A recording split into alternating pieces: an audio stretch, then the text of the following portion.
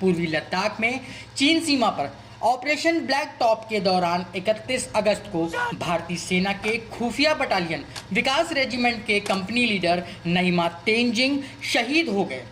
उनका अंतिम संस्कार लेह की तिब्बत बस्ती में बौद्ध मंत्रों के बीच पूरे राजकीय सम्मान के साथ हुआ।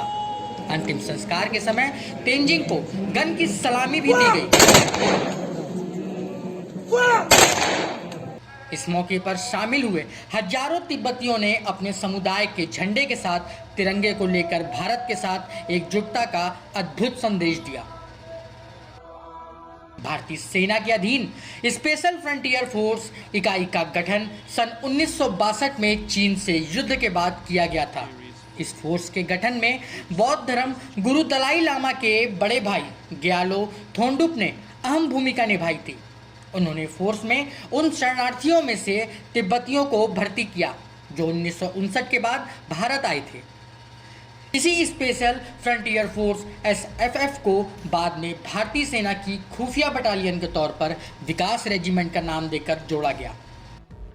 अभी तक यह इकाई उत्तराखंड के चकराता में हिमालय के पहाड़ी इलाकों में गुप्त ऑपरेशन के लिए तैनात थी।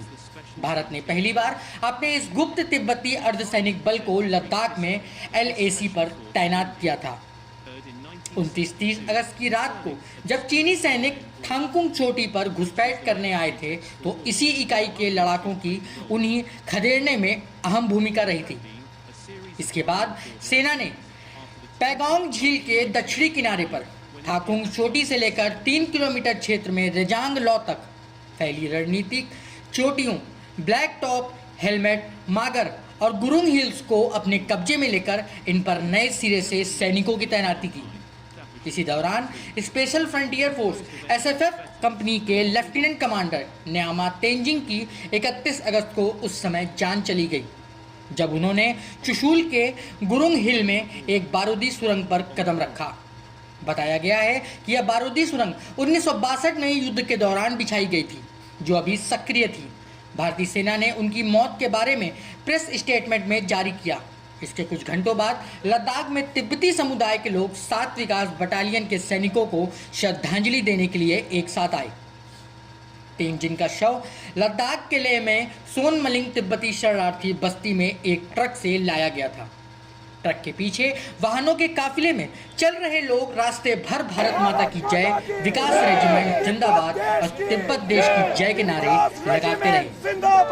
अंतिम संस्कार से पहले राजकीय सम्मान देने के लिए सेना ने मातमी धुन बजाई और गन फायर करके सलामी दी।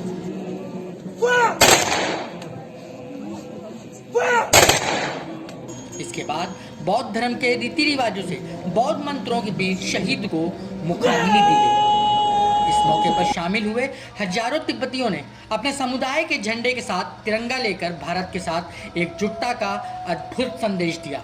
इन तिब्बतियों ने अब भारत को ही अपना घर बना लिया है।